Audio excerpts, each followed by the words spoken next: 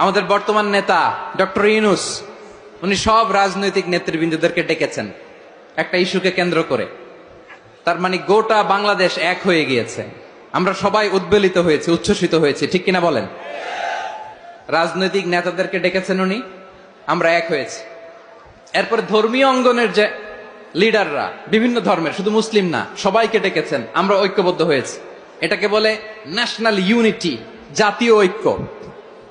যে কোনো ধরনের কনস্পাইরেসি, ষড়যন্ত্র, আধিপত্যবাদ মোকাবেলায় জাতীয় ঐক্যের চেয়ে মোক্ষম হাতিয়ার আর নাই। আমাদের একটা প্রতিবেশী দেশ আছে, আমরা আমাদের দেশ নিয়ে যত ভাবি তারা তার চেয়ে বেশি ভাবে।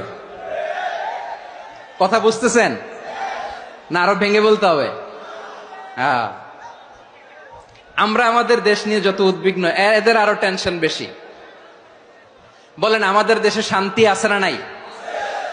আমরা হিন্দু মুসলিমে কখনো দাঙ্গা লাগে? আসতে বলেন, কেন লাগে? ওদের পূজা পার্বণে আমাদের মাদ্রাসার ছেলেরা যে পাহারা দেয়, চিল্লায় বলেন ঠিক কিনা? আমাদের তাফসির মাহফিলের সময় ওরা ডিস্টার্ব করেন, ঢোল বাজায় না। ওদের পূজা পার্বণের সময় আমাদের তাফসির মাহফিলের ডেট হলে আমরা চেঞ্জ করে দেই। সুবহানাল্লাহ, কি সাম্প্রদায়িক সম্প্রীতির রোল মডেল। আর ওই বাংলাদেশের ব্যাপারে তারা অনেক ডিস ইনফরমেশন ছড়াচ্ছিল। ভারতের অনেকগুলো গণমাধ্যম, আমি জেনারেলাইজ করব না, আমাদের প্রতিবেশী দেশের সব গণমাধ্যমকে আমি দোষ দিতে চাই না, অনেকগুলো গণমাধ্যম তারা ডিস ইনফরমেশন শেয়ার করেছে। ডিস ইনফরমেশন আর মিস ইনফরমেশনের পার্থক্য আছে। মিস ইনফরমেশন না জেনে ভুল বুঝে একটা মিথ্যা বা ভুল তথ্য ছড়িয়ে দেয়া, এটার ক্ষমা আছে, এটার কি আছে? আর ডিস ইনফরমেশন মানে ইচ্ছা করে, প্ল্যান করে, ম্যাপ করে, ছক এঁকে মিথ্যা, গুজব, রটনা সোশ্যাল মিডিয়ায় ছড়ানো, এটার ক্ষমা আছে? আওয়াজ করে বলেন, ক্ষমা আছে? ভারতের কিছু গণমাধ্যম তাই করেছে, আমরা ব্যথিত হয়েছি, আমাদের হৃদয়ে রক্তক্ষরণ হয়েছে। আমাদের প্রতিবেশী দেশকে বলতে চাই, আমাদের দেশ নিয়ে আপনাদের ভাবার দরকার নাই, নিজের চরকায় তেল দেন, নিজের দেশ নিয়ে ভাবেন। গত মাসের ভয়েস অফ আমেরিকার রিপোর্ট, বাংলাদেশে সংখ্যালঘু জনগোষ্ঠী আগের চেয়ে বেশি নিরাপত্তা পাচ্ছে। Report voice of America, Muslim report নাকি? মুসলিম জরিপ, ভয়েস অফ আমেরিকা। কথা বোঝে নাই বোধহয়। ভয়েস অফ আমেরিকা কি আমাদের রিপোর্ট?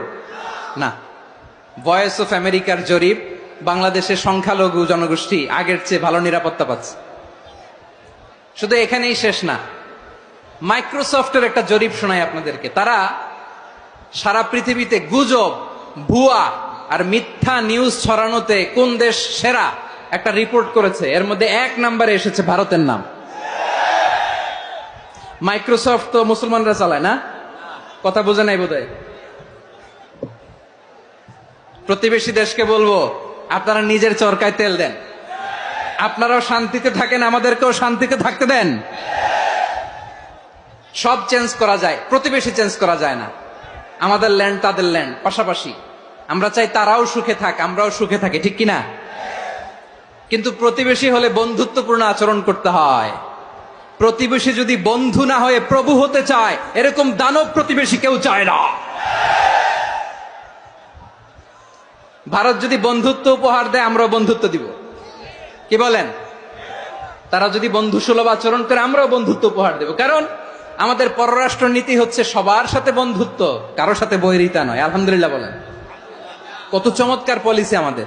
আমরা নির্বিবাদী, আমরা বাংলাদেশিরা শান্তিকামী, we are proud of that. এজন্য আমরা গর্ববোধ করি। আমাদের পররাষ্ট্র নীতি সবার সাথে বন্ধুত্ব, কারোর সাথে শত্রুতা নয়। তাই প্রতিবেশী দেশকে বলবো, আমার ভাইয়েরা, আপনারাও আমাদের ভাই, বন্ধুত্ব দিলে বন্ধুত্ব পাবেন। বন্ধুত্ব ইজ ওয়েলকাম, দাদাগিরি নয়। বন্ধুত্ব ওয়েলকাম, দাদাগিরি নয়, লাউড এন্ড ক্লিয়ার। ভারত যদি বন্ধুত্ব দেখায়, বন্ধুত্ব পাবে।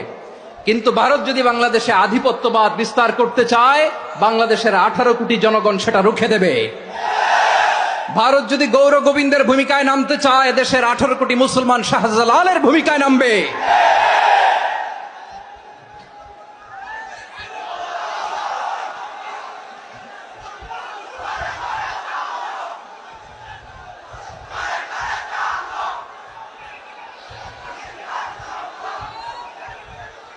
প্রিয় ভাইয়েরা, আমরা বন্ধুত্বে বিশ্বাসী, শত্রুতায় নয়, ঠিক কিনা বলেন? আল্লাহ আমাদেরকে বোঝার তৌফিক দান করুক।